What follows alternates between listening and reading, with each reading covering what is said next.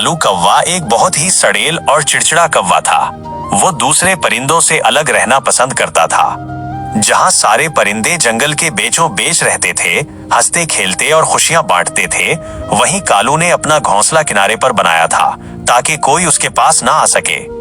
जब बारिश होती और परिंदे खुशी से नहाते, अपने परों को झटकते और छुपाक छुपाक करते, कालू दौड़ बैठा, ये सब देखता और नाक चढ़ाकर मुंह फेर लेता। कितने बेवकूफ हैं ये सब, वो बड़बड़ाता। बारिश का गंदा पानी अपने परों में भरते हैं, बीमार हो जाएंगे, घोंसले भीग जाएंगे, सर्दी में कांपेंगे, अकल तो सिर्फ मुझ में है।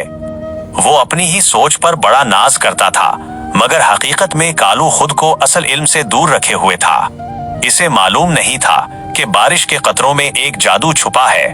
कौवे बारिश में नहाकर अपने परों से धूल और कीड़े मकोड़े दूर कर लेते हैं। उनके परों में एक बारीक सा तेल होता है जो उन्हें पानी से महफूज रखता है, इसीलिए वो बीमार नहीं पड़ते बल्कि और तंदुरुस्त हो जाते हैं। बारिश के बाद जमीन नरम हो जाती है, कीड़े मकोड़े बाहर आ जाते हैं और कौओं को मजेदार खुराक आसानी से मिल जाती है। कुछ कौवे तो बारिश का पानी अपनी चोंच में भरकर अपने बच्चों को पिलाते हैं, जैसे कोई मीठा तोहफा हो। एक दिन मूसलाधार बारिश हुई। कालू अपने घोंसले में छुपा रहा, लेकिन पानी घोंसले के अंदर टपकने लगा। उसके पर भीग गए और वो कांपने लगा। आखिरकार घबराकर बाहर निकला तो देखा कि बाकी कौवे बारिश में खुशी खुशी नहा रहे थे।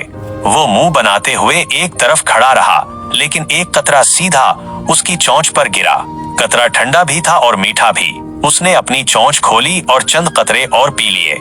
फिर झजकते झजकते पानी के एक गड्ढे के पास गया, अपने परों को फैलाया और पहली बार बारिश को अपने ऊपर गिरने दिया।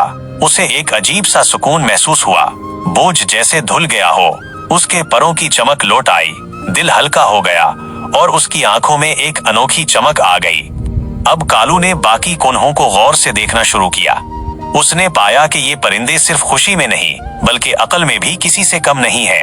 एक कौवा लकड़ी का तनका अपनी चोंच में लेकर एक सुराख में डालता और कीड़ा बाहर निकाल लेता। एक दूसरा कौवा पानी में कंकड़ डालकर सतह को ऊपर लाता ताकि आसानी से पानी पी सके। कभी कभी कौवे अपने छुपाए हुए दाने फिर कहीं और छुपा देते ताकि कोई चोरी न कर सके। उसने ये भी देखा कि अगर कोई परिंदा खतरा देख ले तो कां कां की बुलंद आवाज से सबको खबरदार करता है और पूरी टोली फौरन मोहतात हो जाती है। एक दिन कालू ने उन्हें खेलते हुए भी देखा। कुछ कौवे जानबूझकर हिरन या बंदर के पीछे से शोर मचाते और फिर अपनी ही हंसी जैसा शोर करके खुश होते। कालू को ये सब देखकर हैरत हुई। वो सोचने लगा कि कौवे सिर्फ परिंदे नहीं बल्कि याददाश्त के उस्ताद हैं।